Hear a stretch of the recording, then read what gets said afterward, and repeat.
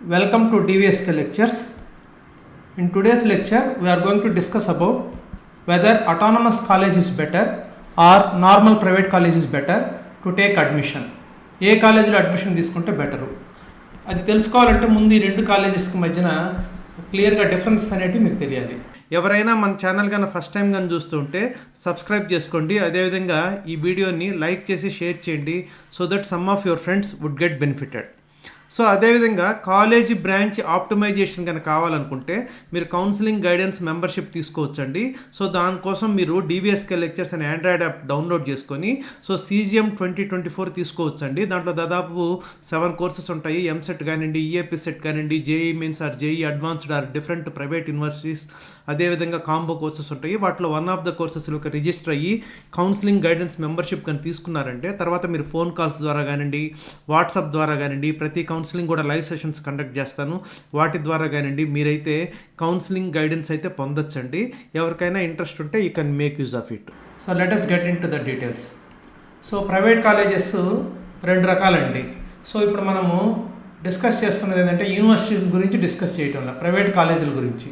So ఇప్పుడు యూనివర్సిటీలు discuss చేసామనుకోండి, అక్కడ మళ్ళీ గవర్నమెంట్ యూనివర్సిటీస్ అని ఉంటాయి, ప్రైవేట్ యూనివర్సిటీస్ అని, సెంట్రల్ యూనివర్సిటీ, డీమ్డ్ యూనివర్సిటీస్ అట్లా రకరకాలుగా ఉంటాయి. యూనివర్సిటీస్ గురించి మనం ఇంకొక వీడియోలో డిస్కస్ చేసుకున్నాం. ఈ వీడియోలో వచ్చేసి ప్రైవేట్ కాలేజెస్ ఎన్ని రకాలు, వాటి మధ్యన డిఫరెన్సెస్ ఏంటి అనేది డిస్కస్ చేద్దాం.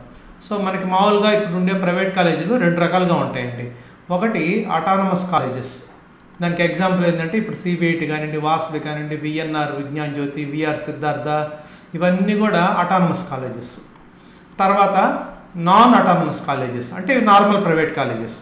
సో వీటికి ఎగ్జాంపుల్ ఏంటంటే భోజిరెడ్డి ఇంజనీరింగ్ కాలేజ్ కానివ్వండి, లేకపోతే BVRIT ఫర్ ఉమెన్ కానివ్వండి, ఇవన్నీ కూడా ఆటానమస్ కాదనమాట ఇవి. సో నాన్ ఆటానమస్ కాలేజెస్ అది జస్ట్ అఫిలియేటెడ్ కాలేజ్ అని కూడా అనొచ్చు.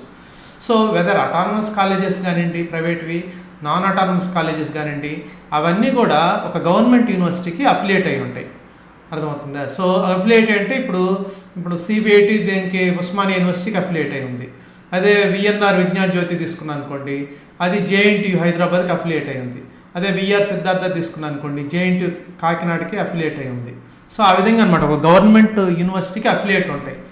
తర్వాత ఇది కూడా అంతే, నాన్ ఆటానమస్ కాలేజీలు కూడా ఇప్పుడు Bhojireddy engineering college for women తీసుకుంటే ఇది JNTU హైదరాబాద్కి అఫిలియేట్ అయి ఉంది. అదేవిధంగా BVRIT ఫర్ ఉమెన్ తీసుకుంటే అది కూడా JNTU హైదరాబాద్కు అఫిలియేట్ అయింది. ఈ విధంగా అనమాట అన్ని ప్రైవేట్ కాలేజీలు అన్నీ కూడా అటానమస్ అయినప్పటికీ, నాన్ అటానమస్ అయినప్పటికీ అవి ఒక గవర్నమెంట్ యూనివర్సిటీకి అఫిలియేట్ అయ్యే ఉంటాయన్నమాట. కాకపోతే ఫస్ట్లో ఏ కాలేజ్ కొత్తల్లో పెట్టినా కానీ అవి నాన్ ఆటానమస్ కాలేజీలే, అవి జస్ట్ అఫిలియేటెడ్ కాలేజెస్ అంటాము. తర్వాత కొంత ఏజ్ 10 ఏళ్ళు అట్లా దాటినాక అప్పుడు వాటి స్టాండర్డ్స్ని బట్టి అవి అటానమస్గా మారేదానికి అవకాశం ఉంది. అట్లనే అందరికీ ఇస్తారంటే అన్ని కాలేజెస్కి ఇవ్వరు. నేను అదే అంటుండేది, కొన్ని కాలేజీలు 30 ఏళ్ళు 40 ఏళ్ళైనా అటానమస్ రాదు, కొన్ని కాలేజీలు 10 ఏళ్ళకే తెచ్చుకోగనే అవకాశం ఉంటుందన్నమాట. సో దానికని అసలు అటానమస్ కాలేజ్ అంటే ఏంటి అది మనం ఇప్పుడు డిస్కస్ చేయాలి. సో అటానమస్ కాలేజ్ అంటే అసలు ఇప్పుడు ఇంతకుముందు ఏం చేసేవాళ్ళు అంటే అండి, ఆల్ కాలేజెస్, ప్రతి కాలేజెస్ కూడా ఒకే రూల్స్ ఉండేటివి, అన్నీ కూడా అఫిలియేటెడ్ కాలేజెస్. ఈ రాకముందు ఆల్ కాలేజెస్ వర్ అఫిలియేటెడ్ కాలేజెస్. ఇంతకుముందు అప్పుడు ఏమవుతుందంటే కొన్ని కాలేజీలు మంచి కాలేజీలు ఉంటాయి, కొన్ని కాలేజీలు అంత మంచిగా ఉండవు, కొన్ని కాలేజీల్లో క్లాసులు కూడా సరిగ్గా జరగవు అనమాట. క్లాసులు సరిగ్గా జరిగినా లేకపోతే స్టాండర్డ్స్ బ్రహ్మాండంగా ఉన్నా అన్నిటిని ఒకే రకంగా ట్రీట్ చేసి అన్నిటికీ యూనివర్సిటీ ఎగ్జామ్ పెట్టేది, అన్నిటికీ ఒకే క్వశ్చన్ పేపరు, తర్వాత దాన్ని బట్టి మార్క్స్ అవన్నీ కూడా ఇచ్చేవాళ్ళు అనమాట. కాకపోతే తర్వాత ఏమైందంటే ఈ కాలేజీలన్నీ కూడా ఒకటే రకంగా చూడడం వల్ల so all colleges were treated alike irrespective of their character strength కానివ్వండి, లేకపోతే వీక్నెస్ కానివ్వండి, లొకేషన్ కానివ్వండి, అవన్నీ చూడకుండా ఒకే రకంగా ట్రీట్ చేసేవారు అనమాట. సో అప్పుడు colleges that have higher potential to offer programmes of high standard did not have freedom. అంటే కొన్ని బ్రహ్మాండమైన ఫ్యాకల్టీ ఉంటారు కొన్ని కాలేజీల్లో, వాళ్ళు చాలా ఎక్స్పర్ట్స్ ఉంటారు, వాళ్ళు మంచి MTech కోర్సులు కానీ లేకపోతే మంచి స్టాండర్డ్ కోర్సులని డీల్ చేయగలిగిన కెపాసిటీ ఉన్నప్పటికీ కూడా ఈ అటానమీ రాకముందు అనమాట, అప్పుడు అన్నిటినీ వాళ్ళకి ఆ ఫ్రీడమ్ అనేది ఉండేది కాదు. అందుకని అటానమీ అనేది తీసుకొచ్చారు. సో అటానమీ అంటే ఏంది, అటానమస్ అన్నా లేకపోతే అటానమీ అంటే ఏంది, autonomy is the freedom granted to selected institutes, అన్నిటికి కాదు కొన్ని ఇన్స్టిట్యూట్స్కి మాత్రమే, freedom granted to selected institutes of high standards and రిప్యూట్ to develop their own curriculum based on the industry needs. So అప్పుడు ఏం చేశారంటే కాలేజీలను బట్టి బ్రహ్మాండమైన కాలేజీలు అయితే వాటి స్టాండర్డ్స్ బాగుంటాయి, వాటికి వాళ్ళ ఓన్ సబ్జెక్ట్స్ పెట్టుకొని ఇండస్ట్రీ నీడ్స్ ప్రకారము వాళ్ళన్నీ చేంజ్ చేసుకోవడానికి ఈ ఫ్రీడమ్ అనేది ఇచ్చారనమాట. దీన్ని అటానమస్ అంటారు. సో అటానమస్ వచ్చిందంటేనే అది ఒక రకంగా మనం మంచి కాలేజ్ అయితేనే వస్తుంది అనేది చెప్పొచ్చు. అసలు అటానమస్ ఎట్లా ఇస్తారు, ఎప్పుడు ఇస్తారు అనేది కూడా ఇప్పుడు చెప్తాను, చూడండి. సో మనకి national assessment and accreditation council అని న్యాక్ అనేది ఒకటి ఉంటుందండి. వాళ్ళు కాలేజీని విజిట్ చేసి తర్వాత వాళ్ళకి ఒక గ్రేడ్ అనేది ఇస్తారు. అదేవిధంగా ఇంకొక అక్రిడేషన్ ఉంది, నేషనల్ బోర్డ్ ఆఫ్ అక్రిడేషన్ అని. ఇది కూడా కాలేజీని విజిట్ చేసి బ్రాంచ్కి ఒక స్కోర్ అనేది ఇస్తారు. ఒకవేళ అక్రిడేషన్ కన్నా వాళ్ళకి ఆ బ్రాంచ్కి అవకాశం ఉంటే. సో ఈ న్యాక్ ప్రకారం ఈ న్యాక్ అక్రిడేషన్ కన్నా కాలేజీకి 3.51 కన్నా ఎక్కువ ఉంటే అవుట్ ఆఫ్ 4.0. సో టోటల్ వచ్చి మనకి 3.51 రావాలి. 3.51 అవుట్ ఆఫ్ 4. ఇంకా ఎక్కువ ఉంటే ఇంకా మంచిదే. అప్పుడు కానీ లేకపోతే రెండో కండిషను ఈ ఎన్బిఏ అక్రిడేషన్ అయితే, ఎన్బిఏ అంటే కోర్స్ వైజ్ ఉంటుంది. అంటే ఎలక్ట్రానిక్స్ అండ్ కమ్యూనికేషన్కి ఇచ్చారనుకోండి, అదేవిధంగా కంప్యూటర్ సైన్స్కి ఇచ్చారనుకోండి, అన్నిటికి ఇవ్వాలని లేదు, మెకానికల్కి ఇవ్వకపోవచ్చు. అదేవిధంగా ట్రిపుల్ఈకి ఇచ్చారు, ఐటీకి ఇవ్వలేదు. అట్లా బ్రాంచ్కి అక్రిడేషన్ అయిందా లేదా అనేది ఉంటుంది. అట్లా ఒక మినిమం 3 బ్రాంచెస్ గన 750 అంటే 1000కి 750 కన్నా ఎక్కువగా వచ్చినాయి అంటే 3 బ్రాంచ్లకి, వాటికి కూడా అవకాశం ఉంటుందన్నమాట. సో ఈ కండిషన్స్ పెట్టారు. సో అక్రిడేషను 2 న్యాక్ అక్రిడేషనా లేదా ఎన్బిఏ అక్రిడేషన్ అనే దాన్ని బట్టి. న్యాక్ అక్రిడేషన్ అయితే కాలేజీకి స్కోర్ ఉంటుంది 3.51 అవుట్ ఆఫ్ 4 కానీ వచ్చినా, లేకపోతే ఎన్బిఏ అక్రిడేషన్ అయితే ఒక 3 బ్రాంచ్లు, 3 కానీ అంతకన్నా ఎక్కువ బ్రాంచ్లు కానీ 750 ఆర్ అబవ్ అవుట్ ఆఫ్ 1000 కానీ తెచ్చుకున్నాయంటే ఆ కాలేజెస్కి మాత్రమే అటానమస్ ఇస్తారు. అంతేగాని ఊరికనే అన్ని కాలేజీలకి ఇచ్చేది ఉండదు. సో న్యాక్ కానీ ఎన్బిఏ కానీ వచ్చిందంటే అవి మంచి కాలేజీలని లెక్క. సో జనరల్గా అటానమస్ అనేది మంచి కాలేజీలకే వస్తుంది. తర్వాత నెక్స్ట్ అసలు డిఫరెన్సెస్ అనేటివి ఏంటనేది మనం ఇప్పుడు చూద్దాం. సో అటానమస్ కాలేజెస్కి, నాన్ అటానమస్ కాలేజెస్కి, అంటే జస్ట్ ప్రైవేట్ అఫిలియేటెడ్ కాలేజెస్కి డిఫరెన్స్ ఏంటంటే రెండిటికి కూడా డిగ్రీ అనేది parent university awards the degree. దీనికి కూడా అంతే, parent university awards the degree. ఒకవేళ జేఎన్టీయూ హైదరాబాద్కి అఫిలియేట్ అయింది అనుకోండి, అప్పుడు మీకు డిగ్రీ సర్టిఫికేట్ ఎవరు ఇస్తారంటే జేఎన్టీయూ హైదరాబాద్, వీళ్ళు సర్టిఫికేట్ అనేది ఇస్తారు. అర్థమవుతుందా? సో ఇది మాత్రం రెండిట్లో సేమే, అటానమస్ కానివ్వండి, నాన్ అటానమస్ కానివ్వండి. తర్వాత రెండో పాయింట్ ఏంటంటే హ్యావ్ అకాడమిక్ ఇండిపెండెన్స్. అకాడమిక్గా వాళ్ళు ఎట్లా చేయాలనేది పూర్తి ఇండిపెండెన్స్ ఉంటుంది అటానమస్ కాలేజెస్కి. అదే ఈ నాన్ అటానమస్ కాలేజ్ అయితే అకాడమిక్ ఇండిపెండెన్స్ అనేది ఉండదు, అంతా యూనివర్సిటీ చెప్పినట్టు చేయాలి. అకాడమిక్ పరంగా ఏం చేయాలి అనేది మొత్తం కూడా యూనివర్సిటీ చెప్తుంది. వాళ్ళ గైడ్ లైన్స్ ప్రకారం వీళ్ళు ఫాలో అవ్వవలసిందే. దాని నుంచి ఇండిపెండెన్స్ అనేది ఉండదు. అన్ని కాలేజీలు, నాన్ అటానమస్ కాలేజీలు అన్నీ కూడా యూనివర్సిటీ చెప్పినట్టు వినాలి. ఆ అకాడమిక్ పరంగా అన్నీ వాళ్ళు చెప్పినట్టు చేస్తారనమాట. తర్వాత syllabus framed by the colleges అనేది ఈ అటానమస్ కాలేజీలో మాత్రమే ఉంటుంది. అంటే అటానమస్ కాలేజీ వాళ్ళ ఓన్ సిలబస్ పెట్టుకోవచ్చు. సపోజ్ ఇప్పుడు ఒక ఎలక్ట్రానిక్ డివైజెస్ అండ్ సర్క్యూట్స్ అని ఉందండి, అదే సబ్జెక్ట్ ఇక్కడ ఉందనుకోండి. సో ఈ నాన్ అటానమస్ కాలేజీలో సిలబస్ యూనివర్సిటీ ఏది చెప్తే అదే టీచ్ చేయాలా, దాంట్లోనే ఎగ్జామ్ పెడతారు, అదంతా కూడా అట్లా ఉంటుంది. అదే ఇక్కడ అనుకోండి, వాళ్ళకి ఇండస్ట్రీ నీడ్స్ ప్రకారము కొంచెం అడ్వాన్స్డ్ సిలబస్ పెట్టుకోవచ్చు అదే సబ్జెక్ట్లో, లేకపోతే ఇండస్ట్రీ రిక్వైర్మెంట్ ప్రకారం సిలబస్ మార్చుకోవచ్చు. సో సిలబస్ మొత్తం కూడా వీళ్ళే డిజైన్ చేస్తారు. సో అది ఆ ఫ్లెక్సిబిలిటీ ఉంటుందన్నమాట అటానమస్ కాలేజెస్కి.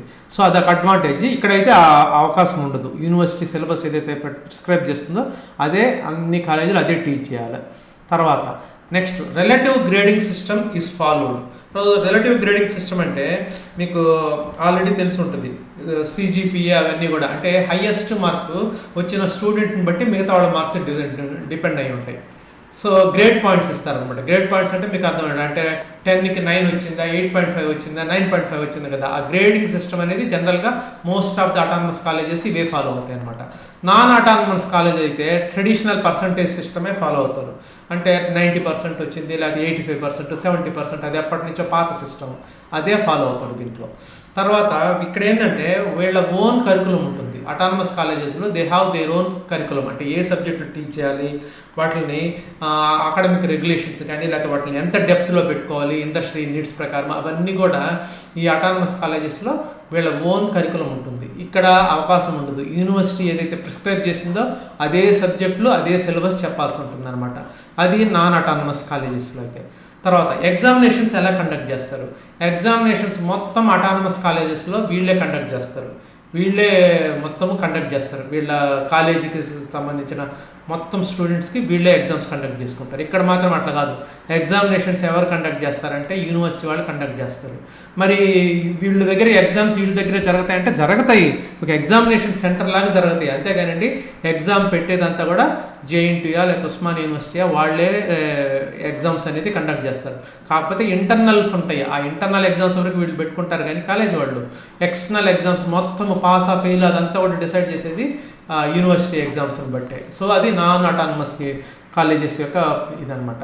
తర్వాత క్వశ్చన్ పేపర్స్, వీళ్ళ ఓన్ క్వశ్చన్ పేపర్స్ ఉంటాయి. సో మార్కింగ్ సిస్టమ్, ఏ క్వశ్చన్కి ఎన్ని మార్కులు, లేకపోతే ఇంటర్నల్స్ ఎన్ని ఉండాలి, ఎక్స్టర్నల్స్ ఎన్ని ఉండాలి, మొత్తం వీళ్ళే డిసైడ్ చేస్తారనమాట. సో దీంట్లో అడ్వాంటేజ్ ఏమంటే వీళ్ళే టీచ్ చేస్తారు కాబట్టి, అదే సిలబస్ నుంచి క్వశ్చన్ పేపర్ ఇస్తారు కాబట్టి మీకు స్కోర్ ఎక్కువ వచ్చే అవకాశం అనేది ఉంటుంది అటానమస్ కాలేజీలో. మరి నాన్ అటానమస్ కాలేజీలో అయితే సిలబస్ ఇస్తారు, క్వశ్చన్ పేపర్స్ యూనివర్సిటీ వాళ్ళు సెట్ చేస్తారు. సో ఈ మార్కింగ్ సిస్టమ్, ఏ క్వశ్చన్కి ఎన్ని మార్క్స్, లేకపోతే స్కీమ్ ఆఫ్ ఎవాల్యుయేషన్, అది మొత్తం కూడా యూనివర్సిటీ డిసైడ్ చేస్తుంది అనమాట. సో ఇది ఒక ఎగ్జామ్ సెంటర్ లాగా పనిచేస్తుంది అంతే. తర్వాత ఎగ్జామ్, ఇప్పుడు ఇంటర్మీడియట్ ఎగ్జామ్ జరుగుతాయి కదా, ఆ టైప్లో ఒక ఎగ్జామ్ సెంటర్ లాగా పనిచేస్తుంది. కానీ క్వశ్చన్ పేపర్స్ మొత్తం యూనివర్సిటీ నుంచి వచ్చినవి అవే పెట్టాలి. తర్వాత ఎవాల్యుయేషన్ కూడా వాళ్ళ దగ్గర జరుగుతుంది. సో ఒక ఎగ్జామ్ సెంటర్ లాగా కొన్నిసార్లు ఏం చేస్తారంటే ఒక కాలేజ్ వాళ్ళు పోయి ఇంకో కాలేజీలో ఎగ్జామ్ రాయాల్సి ఉంటుంది. జంబ్లింగ్ సిస్టమ్ పెడతారు. తర్వాత ఇంకో కాలేజ్ వాళ్ళు వచ్చి ఈ కాలేజీలో రాస్తారు. అంటే జంబ్లింగ్ అంటే మనం ఎగ్జామ్స్ కూడా వేరే కాలేజీలో రాయవలసి ఉంటుంది అనమాట. సో అది నాన్ అటానమస్ కాలేజెస్లో జరిగేది అనమాట. తర్వాత ఎవాల్యుయేషన్, వీళ్ళే క్వశ్చన్ పేపర్ సెట్ చేస్తారు. సో ఎవాల్యుయేషన్ అంతా కూడా వీళ్ళే చేస్తారు కాబట్టి మీకు ఇక్కడైతే ఈ ఎవాల్యుయేషన్ అంతా కూడా యూనివర్సిటీ చేస్తుందన్నమాట. సో అట్లా చూస్తే మీకు ఒక రకంగా ఇది మంచి స్కోర్ వచ్చేదానికి అవకాశము అటానమస్ కాలేజెస్కి ఉంటుందండి. ఒక స్టూడెంట్ ఇక్కడ చదివిన దానికి ఇక్కడ చదివిన దానికి తేడా చూస్తే బెటర్ పర్సంటేజ్ లేకపోతే బెటర్ సిజిపిఏ రావడానికి అటానమస్ కాలేజెస్లో వీలు ఉంటుంది. ఎందుకంటే వాళ్ళు సిలబస్ ఫ్రేమ్ చేస్తారు, వాళ్ళే టీచ్ చేస్తారు, వాళ్ళే క్వశ్చన్ పేపర్స్ ఇస్తారు కాబట్టి అందులో నుంచే వస్తాయి. ఇక్కడ అనుకోండి మన ఫ్యాకల్టీ కాలేజ్లో చెప్పింది ఒకటి ఉండి అక్కడ ఒక ఏదైనా ఒక టాపిక్ మిస్ అయితే ఆ యూనివర్సిటీ వాళ్ళు ఆ టాపిక్లోనే క్వశ్చన్ ఇవ్వచ్చు అనమాట. ఇక్కడ అట్లేదు, అదే టీచర్స్ ఇస్తారు కాబట్టి మీకు అది జరిగే అవకాశమే ఉండదు అటానమస్ కాలేజెస్లో. సో ఇప్పుడు అసలు ఏది మేలు, అటానమస్ కాలేజీలో చేరితే మేలా, నాన్ అటానమస్ కాలేజ్ మేలా? సో ఇది మనము ఆ కంపారిజన్ బట్టి ఉంటుందండి. ఒకవేళ సేమ్ లెవెల్ కాలేజీలు తీసుకున్నాను అనుకోండి, సపోజ్ మీరు సేమ్ లెవెల్ కాలేజెస్ మీకు అడ్మిషన్ వస్తుంది. సో సేమ్ లెవెల్ కాలేజీలో కన్నా తీసుకుంటే డెఫినెట్గా you have to choose autonomous college, దాంట్లో డౌటే లేదు. ఒక్క 1 or 2 లోయర్ లెవెల్ అయినా కూడా అటానమస్ కాలేజే బెటర్ అవుతుంది. అట్లా కాకుండా గ్యాప్ ఎక్కువ ఉందనుకోండి, అట్లా ఒక 4-5 గ్రేడ్స్ తేడా ఉందనుకోండి, అప్పుడు మీరు డెఫినెట్గా మంచి కాలేజ్ కాబట్టి మీరు అప్పుడు నాన్ అటానమస్ కాలేజెస్ అయితే బెటర్ అని నా ఉద్దేశం. అంతేగాని ఒకవేళ మీరు సేమ్ లెవెల్ కాలేజెస్ లేకపోతే 1 or 2 అటు ఇటు తేడా అయినా కూడా మీరు అటానమస్ కాలేజెస్కే వెళ్ళడము బెటరు. ఎందుకంటే ఎక్కువ మార్క్స్ వస్తాయి, అది ప్లస్ సిలబస్ కూడా ఫ్లెక్సిబిలిటీ ఉంటుంది, ఫ్రీడమ్ ఉంటుంది, డెప్త్ ఉంటుంది, అప్ టు డేట్ ఉంటుంది. ఆ అన్ని అడ్వాంటేజెస్ ఉన్నాయి కాబట్టి మీరు అటానమస్ కాలేజెస్కి చేరడము బెటర్ అవుతుంది అనేది నా ఉద్దేశము. I hope you have understood. Thank you.